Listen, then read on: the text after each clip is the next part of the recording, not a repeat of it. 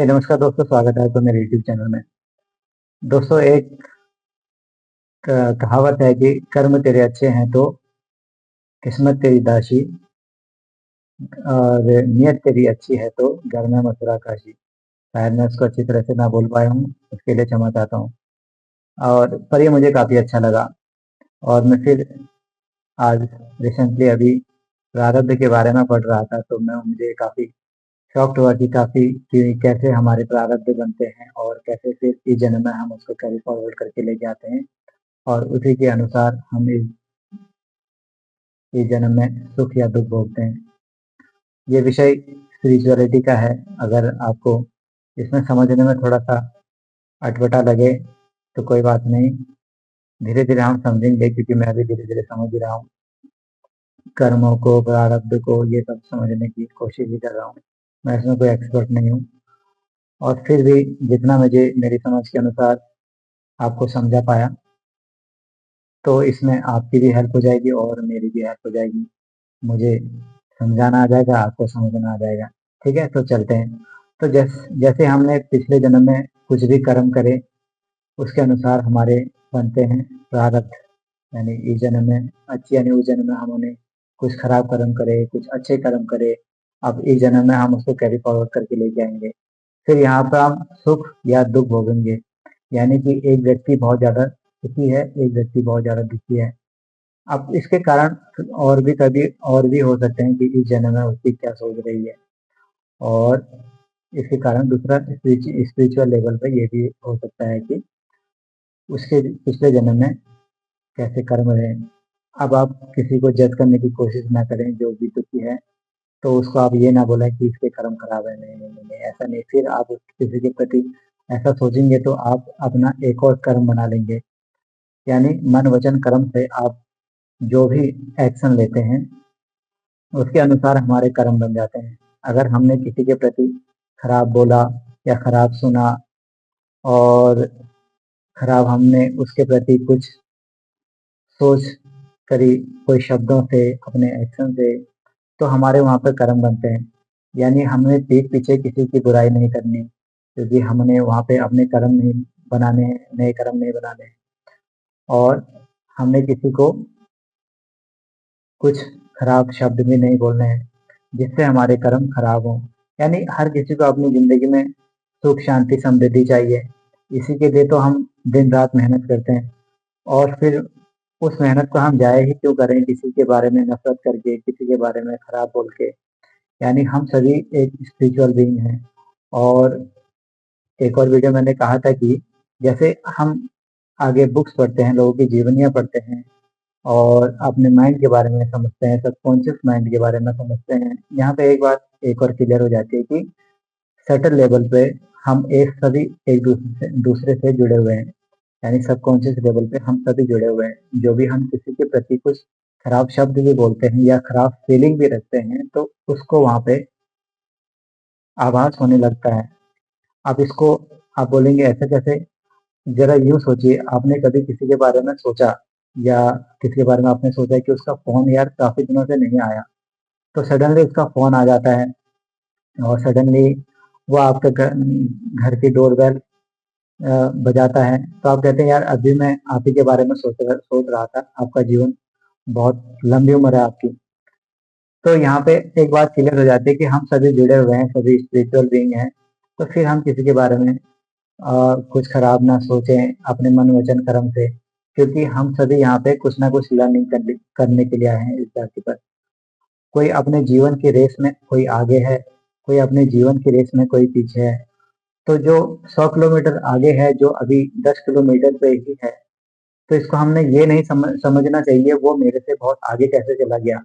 नहीं, उसने कितने जन्मों में बहुत ज्यादा तप किया होगा, बहुत ज्यादा ज्ञान अर्जित किया होगा, तभी जाके तो वो अभी 100 किलोमीटर या 1000 किलोमीटर दूर पे है अपने जीवन की आ, आ, जीवन की लाइन पे, या अपने अपने जीवन पे।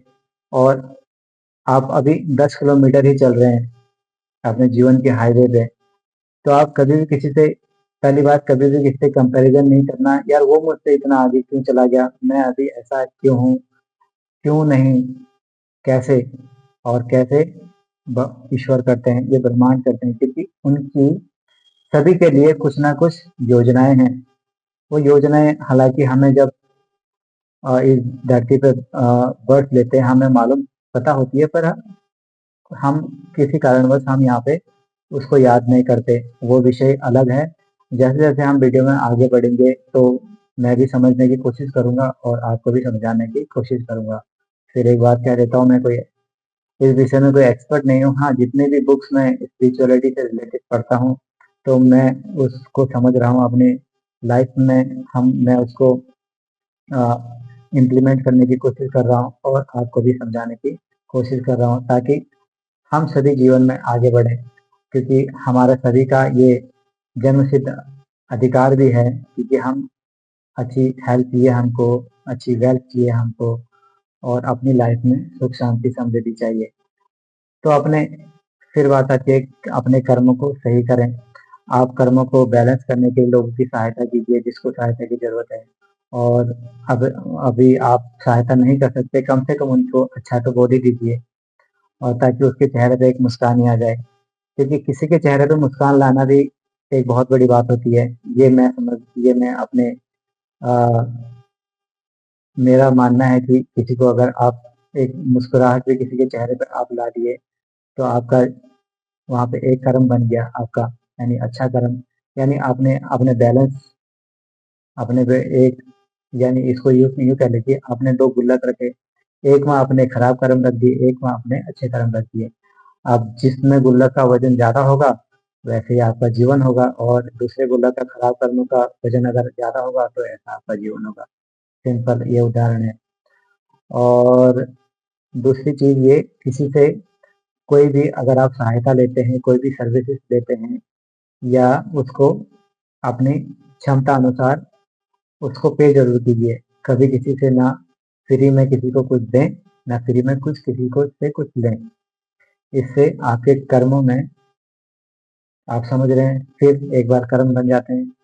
तो हमें अपने कर्मों को बैलेंस करना है, लोगों की सेवा करनी है या लोगों की सर्विस करनी है, तो जिससे हर कोई